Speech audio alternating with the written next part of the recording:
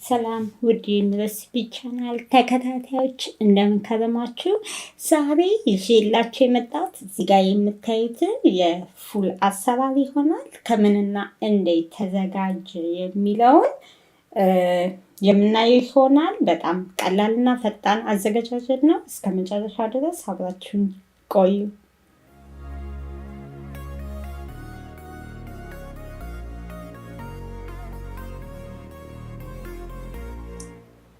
ፉሉን ለማዘጋጀት እኔ የተጠቀምኩት እዚህ ጋር የምታዩትን የተፈለፈለ ባቄላ ነው። ማለት ያው ደረቅ ነበረ። ምንድነው ያደረግኩት? ማታ ላይ አጠብኩና ዘፈዘፍኩት። እንደምታዩት ይህንን ይመስላል። ማለት ገለባው የለም፣ የተፈለፈለ ነው። እና ምንድነው ያደረግኩት? አጠብኩትና ዘፍዝፌ አሳደርኩት ማለት ነው። ማታ ነው የዘፈዘፍኩት። እንደምታዩት በደንብ እርሷል። ቆንጆ የሆነ ባቄላ ነበር። ከዛ ምንድነው የማደርገው? አጥብና እንደገና የምቀቅልበት ብረት ድስት ላይ አደርገዋለሁ። ያው እንደዚህ ዘብስፋችሁ ስታሳድሩት ቶሎ ነው የሚበስለው፣ ጊዜ አይወስድም። ውሃ አደርግበታለሁ። ውሃ እንዳታበዙበት። እኔ ያደረግኩት ልክ እስከሚሸፍነው ድረስ ብቻ ነው ያደረግኩት፣ ባቄላውን እስኪሸፍነው ድረስ። ከዛ እንደምታዩት እያበሰልኩት ነው ያለሁት። ከላይ ያለውን አረፋውን እናነሳዋለን። ቀስ እያለን በማንኪያ እንደዚህ እናነሳዋለን። ተዘብስፎ ሲያድር እውነቴን ነው የምላችሁ ለረጅም ጊዜ ስለሚሆን ነው መሰለኝ ወዲያው ነው የሚበስለው። በቃ በሀይ ሂት ላይ ካረጋችሁት በ5 ደቂቃ ውስጥ ይበስላል። ግን ከ5 እስከ 7 ባለ ደቂቃ ውስጥ ወደዛው ነው የሚበስለው፣ ጊዜ አይወስድም። ከዛ ምንድነው አሁን እያደረኩ ያለሁት? ሽንኩርት ከትፌ አዘጋጅቼ ነበር። እሱን የጋለ መጥበሻ ላይ በማድረግ በራሱ ውሃ እያበሰልኩት ነበር ያለሁት። ከዛ ዘይት ጨምራለሁ። ይበቃኛል ብዬ የማስበውን ያህል ዘይት ጨምሬያለሁ።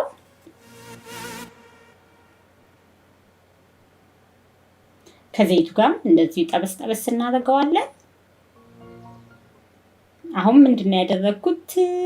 1 የሻይ ማንኪያ የሚሆን በርበሬ ነው ያደረኩት። ያው ያዘጋጀሁት ድል ስላለ እሱን ነው እየተጠቀምኩ ያለሁት።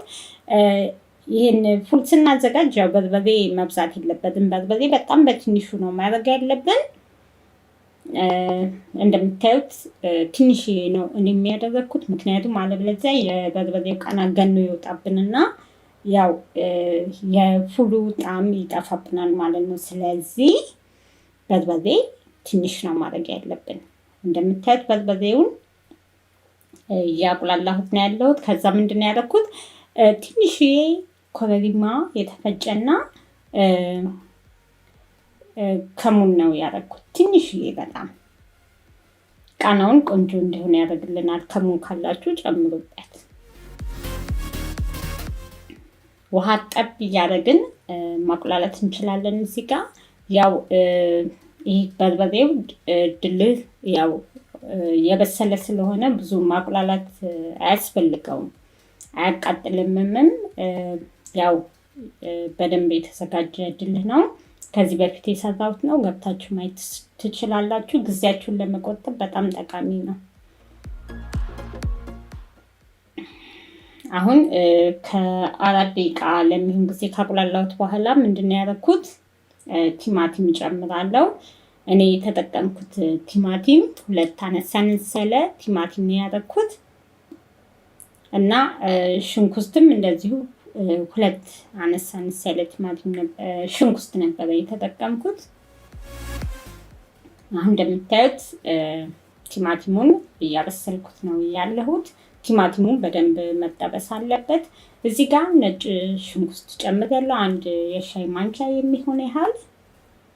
ቲማቲሙን በደንብ አድርገን እዚህ ጋር እናበስለዋለን። በደንብ ጥብስ እንዲል አድርገን ነው የምናበስለው።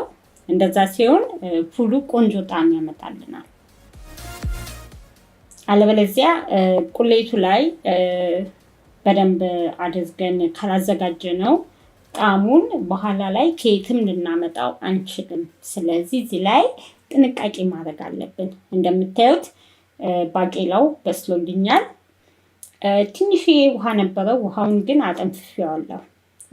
ያው ባቄላውን ብቻ ነው የጨመርኩት። ስለዚህ ውሃ እንዳታበዙበት ያልኳችሁ ለዛ ነው። ስትቀቅሉ ውሃ ነሳ አድርጋችሁ እንደምታዩት ከቁሌቱ ጋር ባቄላውን በደንብ አድርጌ አብሮ እንዲዋሃድ እያደረኩት ነው ያለሁት። ጣዕሙ እንዲመጣ ያው አብሮ በደንብ መጠበስ አለበት። ጣዕሙ መዋሃድ አለበት አንድ ላይ። ጨው ጨምሬያለሁ።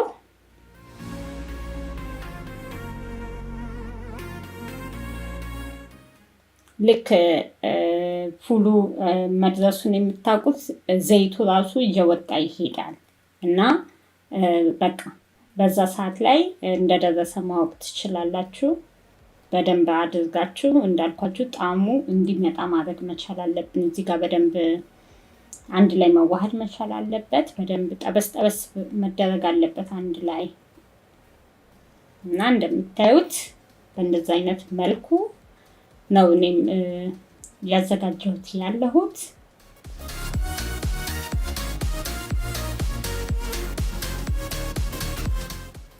በቆንጆ ሁኔታ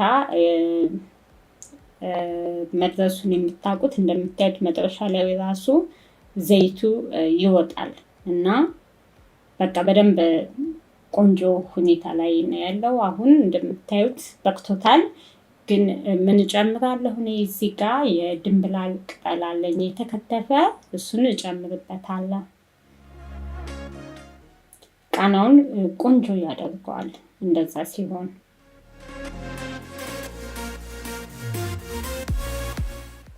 ግን የድንብላል ቅጠልም ከሌላችሁ ምንም ችግር የለውም።